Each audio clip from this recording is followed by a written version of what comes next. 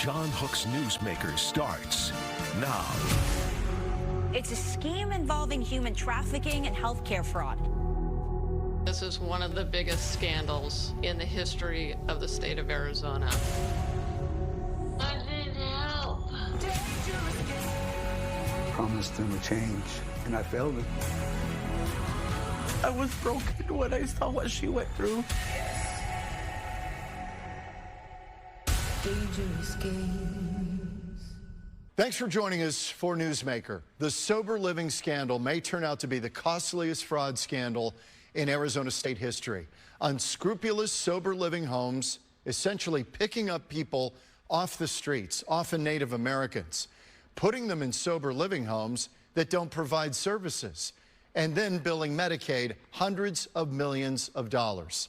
Fox 10 investigator Justin Lum, largely responsible for bringing this despicable scam to our attention, a scheme of human trafficking and fraud. Justin joins me now on Newsmaker. Great to see you. Thank you, John, for having me on again. You've done a great job working this story. Tell me how you first got involved and what was the first heads up when somebody said, hey, there's something going on you need to know about. This all came from a tip from a man who claimed to be living in one of these shady sober living homes and that he had been put on the American Indian Health Plan under Access, but he wasn't Native American, and he would document and tell us what he was going through. Said that he had been recruited and picked up in the Zone, formerly known as the Zone, the large homeless encampment in downtown Phoenix. And then one day he was just dumped off in the Zone, and the story really took off from there with our research, all because of this one tip from this guy. When he reached out to you, you know, the reporter always says, is this real? I'm sure you had those thoughts. Yeah. There's definitely some doubt, and you're trying to vet the story, as we do with many different stories and sources. He sent us a sober living home card, a business card. We found that business to not be licensed with the Department of Health, and things just went on from there and unfolded. And we started talking to other sources, advocates of those who have gone missing and been victimized by the scheme. And really, that's what started our nearly year-long research and reporting. Do you remember the aha moment where you said, this thing is huge and it's a major problem? Just seeing the suspension list put out by Access, all the providers who have basically been blocked from being reimbursed for payments, just showed how many providers are accused of Medicaid fraud. These aren't just simple investigations either, and now there are at least 300 providers that are accused of Medicaid fraud, like excessive billing and billing for services for those who are either dead or in jail that may not exist in that home. Really, that is what Access and the Attorney General's office are cracking down on, finally. So what came first? You know, this is the chicken and the egg question. Did the scammers figure out, oh, we can open up sober living homes and they will just keep paying and paying and paying, especially if we tie it to Native Americans? Yeah, really, it's a lack of oversight, a lack of regulation, because what we've seen done time and time and again is these homes that kind of hide under LLCs, these businesses that are not licensed with the Department of Health to treat patients. And what they do is they keep patients in these homes intoxicated, under the influence. They're in neighborhoods, you've shown in neighborhoods and communities, some with dozens and dozens of homes in just one community, and then bring them to a facility that's an outpatient treatment center that is licensed with the Department of Health, and basically saying, here are patients that you can give services to. We can get the kickback money from whatever you get from Access. So they're recruiters, basically. Recruiters and brokers. We covered one case of a pastor from California who was recruiting people and brokering them off to facilities, legitimate facilities, and that's what tipped off the Attorney General's office in one case. This man had told investigators in an interview that he had made $40,000 in 2 months off facilities, basically rotating through them and offering up these people that he was keeping in a garage. Unbelievable. The most despicable was the video. You've covered all of this. Literally going out and picking people who are intoxicated, on drugs, off the street, bringing them to one of these places. And basically when they get in, they're getting no services, and they've got a free license to get loaded in a sober living home. Yeah, because clearly there's no oversight by whoever's the sober living home manager. We've been out to 51st Avenue and Baseline, where nearby in Levine, there's so much new construction, right? And you go to the light rail stations by 19th Avenue Camelback, and people are now out on the streets because essentially they've been kicked out or dumped out of these sober living homes that shut down if the access funding gets cut off. So now you have this fallout. This is what we're seeing 9 months later since we last talked, the fallout of this crisis. Okay, so if you are a family member of somebody who's drug-addled, addicted to drugs or alcohol, and they're being pushed or they're trying to find a sober living home, how does a consumer know what a legitimate one is versus a fraudulent one? Yeah, you got to look for the red flags and definitely find out the name of that facility. Make sure that's licensed with the Department of Health. See what inspections have been done there. And then those red flags that are not getting those services, not getting real classes, no real management and oversight. If people are allowed to drink and use drugs and there's not really a curfew or anything like that, if someone is suspected of abusing a substance and they're not sent to a detox center, these are the things you have to look for as a loved one to make sure that your relative is in the right place. And if you see something like this, to report it to the Attorney General's office or Access so they can start investigating as well. Because if a facility is not licensed, essentially DHS doesn't even know that they exist. But they're still billing Medicaid for this reimbursement, right? Hence, that unlicensed sober living home or group home needs to find a licensed facility willing to bill the state for the services, sort of like a middleman. Hence the brokering of bringing these patients over for a price. And that's the problem. And they were going up, some of these people involved in this were going up to the reservations and picking people off and bringing them back to the valley. I'm glad you mentioned that. Here and Tucson? We thought it was just New Mexico. That was mainly where we had heard of Native Americans being recruited and brought back to the valley. But now we're hearing Montana, Alaska, North Dakota, South Dakota, this is human trafficking. Minnesota. We're hearing about all these states that are basically, you know, a pipeline for the bad actors to bring to the Phoenix area. But we're not really hearing about this crisis and this scam in other states, only Arizona's Medicaid agency. How long has this been going on? This has at least been going on since before 2020, before the pandemic. And you saw the rise in billing from 2020 to 2022. Right. On one code alone, $50 million billed to Access on this substance abuse code, rising to $670 million in 2 to 3 fiscal years. What has this done to your view of bloated, unaccountable government programs that aren't managed very well, frankly? Let's be honest. Let's be honest, we are taxpayers, and so this affects all of us. This affects people in their neighborhoods. When people that need help and are in vulnerable conditions aren't getting that help, and they are left lost in the valley, and they're from states that are thousands of miles away. They don't know where they are. They don't know what they're doing. They're not in the right state of mind. And so it does make you lose some trust in the state agency, in the government. And that's why right now the cleaning up of this mess is underway. So you're going from this total lack of oversight to now this way more strict regulation by the new administration. Yeah, and there's problems with that sometimes. The recoil from the original problem creates other problems because now it's hard to open a legitimate sober living center because you probably have to go through a ton of hoops to do it. Yeah, that's part of the reform. And trust me, there are providers that have come to us, facilities that have said, hey, we didn't do anything wrong. We didn't know we made any billing errors. Why are we suspended?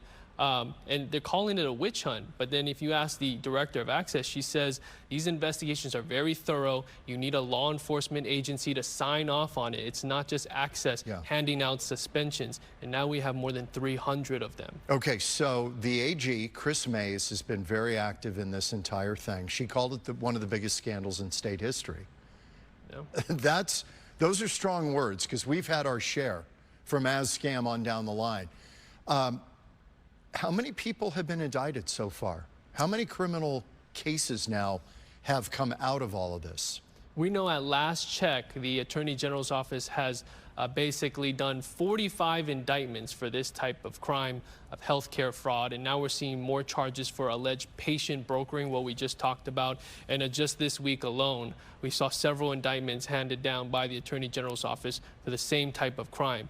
A crew basically housing patients in fake sober living homes and trying to broker them off to fake facilities for money, or any type of rehab center they could to try and get paid for it. Now, for people interested in seeing this, you've put something on streaming. Can you talk about that? And we showed at the very top of the program the promotion for that to give you a little taste of what we're looking at. Yeah, the title says it all, The Sober Truth. Inside Arizona's Medicaid scandal. And so we basically did a half-hour special, an investigative special, documenting everything we've seen, and you can find that on the Fox Local app. Just download it on your smart connected TV. Fox Local app. Yeah, the Fox Local app, and it'll be on our website and everywhere you can find it on the Fox 10 platform. But we really wanted to dive in and go long-form investigative with this, and you see multiple angles from the loved ones affected, the victims. We spoke to a former recruiter who was basically doing this and bringing people in for a price and getting paid from it. And then we talked to city leaders who handled the problem and tackled the issue, as well as advocates who are doing the outreach on the streets, as so many are now homeless. What's the big takeaway, Justin, for you?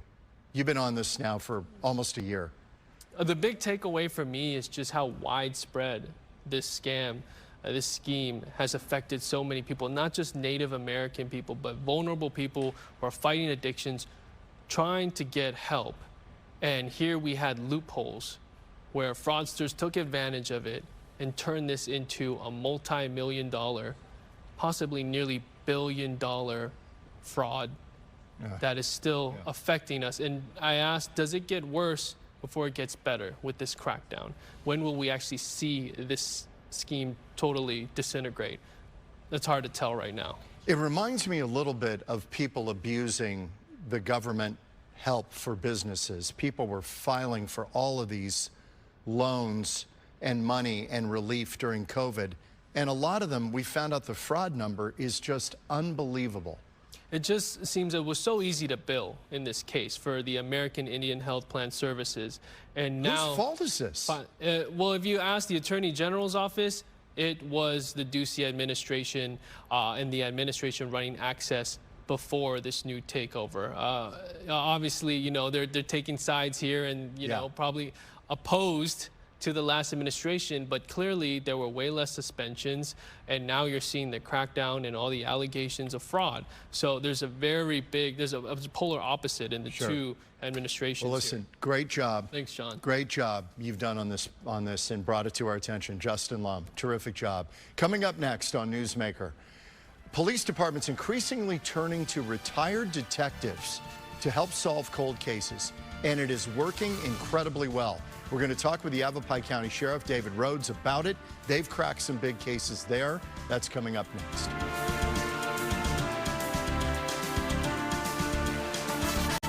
John Hook's Newsmaker starts now. Welcome back on Newsmaker. More and more police agencies around the country facing tight budgets are increasingly turning to retired detectives to help crack cold cases, and why not?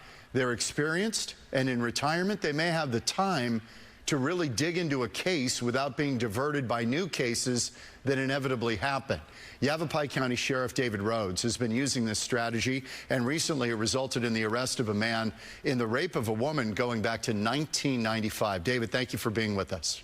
Oh, it's my pleasure, John. Thank you. David, this is really a brilliant idea, because there are a lot of guys, men and women, who are detectives. They work and they retire, some of them in their 50s. They've got a lot of life left. They've got a lot to give back. And sometimes they're bored or they just have a passion for it. And you've tapped into that, and you did in Yavapai County.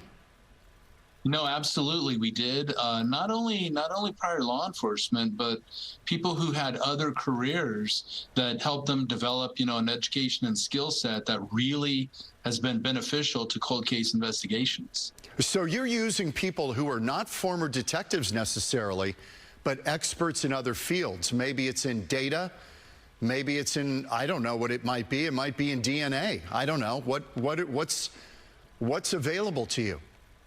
Well, we have, one of the people that we're working with right now has been a volunteer here for 9-10 years, Rich Fenston. He formerly was an engineer, so he has a very analytical mind. He is able to understand DNA patterns, mixed samples of DNA, understand, a lot of this is education around technology, biology, knowing what is available now, what is possible now, what wasn't possible maybe when the case was fresh and being investigated originally, and sort of redeploying those strategies. But people who really have the ability to look at information on, a large body of information, compare things to, what you know now to something that maybe happened 30 years ago and come up with new ideas about what's possible. That's really the skill set that's needed. Now, I know you're limited on what you can talk about, so I'll talk about what has been out in the public domain. We'll show a picture here of a man taken into custody, Mr. Tubbs, in the rape of a 36-year-old Prescott woman. This was back in 1995 in the parking lot of a bar off Highway 89A. Detectives at the time, as I understand it, collected fingerprints and DNA samples on this guy, but weren't able to link it to Mr. Tubbs until this past July. So this is, again, a case because of DNA and dogged police work that you guys were able to do this, and apparently it was some of these retired detectives who really cracked this case. That's exactly right.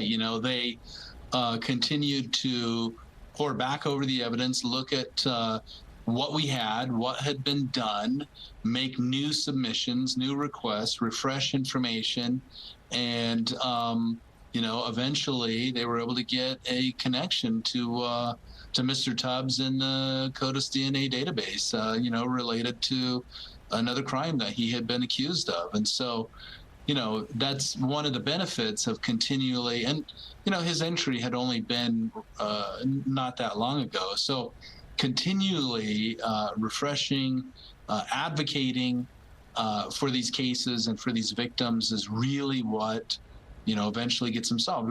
They recently solved a 36-year-old homicide of Kathy Sposito. Brian Scott Bennett, in that case, who's now deceased in 1995, he had committed at least 3 other sexual assaults in the area at that time that they were able to clear up as a result of the DNA connection to the Sposito homicide. The Sharon Gallegos case was a 6-year-old little girl kidnapped and murdered from Alamogordo, New Mexico. She was, her remains were discarded on Highway 93 north of Wickenburg. This group of investigators were also able to identify her after, 60 years. Unbelievable. Yes. And so these are the things that are possible when you have the time to use the technology to your advantage. But it just, because the responsibility comes to the law enforcement agency, the original law enforcement agency, and continually looking for new ways to get at those cases is a big part of the job. Never give up trying to get justice for the victims. Yeah. And again, drawing on former detectives. And I find it interesting in some of these cases, as I understand it, some of these detectives may have worked on the case, maybe not in your situation, but around the country. Some of these detectives come back to work on a case doggedly with no other distractions on a case that kind of got to them or bothered them. And they're like, we got to solve this, and I've got the time now. I'm diving in. That's the kind of person you want on the case. Well, 100%. Doggedly is a great word. You need somebody that is patient, that is tenacious, that is got the ability to focus, got the willingness, who's motivated, because it really is hard work. And, it gets to you. It gets to people, emotionally, like you said. Some of these cases is something that a detective worked on many years ago. I remember the original responding deputy who did almost 40 years with the sheriff's office and then retired. When we solved the Kathy Sposito case, he was overcome with emotion. He called me on the phone. He's in his late 70s now, and some of this stuff just, you never forget it. No, there's no doubt. I think we experience that to a certain degree in our business as well. You cover things that will never leave you. This has also been born, correct me if I'm wrong, of tightening budgets of police departments. And so budgetary pressure has caused agencies to think out of the box. And one of the ways was saying, maybe we can grab some of our retired detectives, maybe they'll want to do something on the side, and tap into that resource. Without a doubt, you know, anytime you can get people to work for free, and I joke with the volunteers all the time, I'm going to double their salary this year, you know, but you couldn't pay them the amount of money that they are worth. And if you know, police departments need to be taken advantage of this resource, because there are many people, whether they're retired law enforcement or not, that got the skills and the willingness, and they just want to give back. They want to give back to the community, and they want to help victims. Let me run a couple of numbers by you. Common definition of a cold case is a homicide that hasn't been solved within a year or has changed detectives. There are currently 285,000 of these cold cases in the U.S. Only 1 in 5 will ever identify a new suspect. Only 1 in 20 of those new suspects will ever be charged, and only 1 in 100 of those charged will ever be convicted. It's still a long shot, but the odds are getting better, and the linchpin in a lot of these is DNA. You're absolutely right. And the interpretation of DNA, as we've learned more about it over the years, as we've learned more about the pathology of DNA, how it can be used. You know, when I first started in 1993, 94, DNA was relatively new. The O.J. Simpson case was the first case in the country in which it was used in a criminal case. And, you know, it was very basic at that time. And now we're dealing with mixed samples. We're dealing with, you know, in the Brian Scott Bennett case, we exhumed a body that had been buried for 30 years and got mitochondrial DNA to make a comparison to DNA that had been on the backpack and on the murder weapon of Kathy Esposito that was 36 years old. That's incredible. And this familial DNA of finding a like relative who's got a match in some of these open databases, that's been incredibly fruitful. You start to close the circle and say, well, we don't know who the killer is, but we know he's related to this person, and then you start to close the circle. It's incredible. That's exactly right. And that, you know, again, familial DNA was what we used in the Esposito case. It's also what we used in the Sharon Lee Gallegos case, the Little Miss Nobody, to, you know, I mean, she died in 1960, and her DNA was obtained after her body was exhumed, you know, 50 years later to get a DNA sample. It's incredible. And we were able to identify family members of hers that hadn't even been born yet when she was murdered, and bring some closure. At least we were able to identify her to the family. And none of these things were, you know, as DNA continues to evolve and the possibilities continue to evolve, my hope is that we really could solve a lot more of those 285,000 active homicide cases. Yeah, and in closing, I know one of the famous quotes is, there's a lot of cases in evidence lockers that are waiting for the science and the DNA to catch up. That's exactly the case. You know, but what we learned in a few of these is that the technology and the science did catch up, but you needed the people to realize, to be focused on the case, to never stop advocating for the victims through, you know, constantly refreshing, paying attention, trying new strategies. That's what this is all about, because it's a shot in the dark many, many times. And when you do make that connection, it is a very, very good feeling. Yavapai-County Sheriff David Rhodes with us on Newsmaker. I appreciate it, David. Thank you. Great to see you. Thank you, John. Take care. Okay, you too. Thank you. We're back in a minute on Newsmaker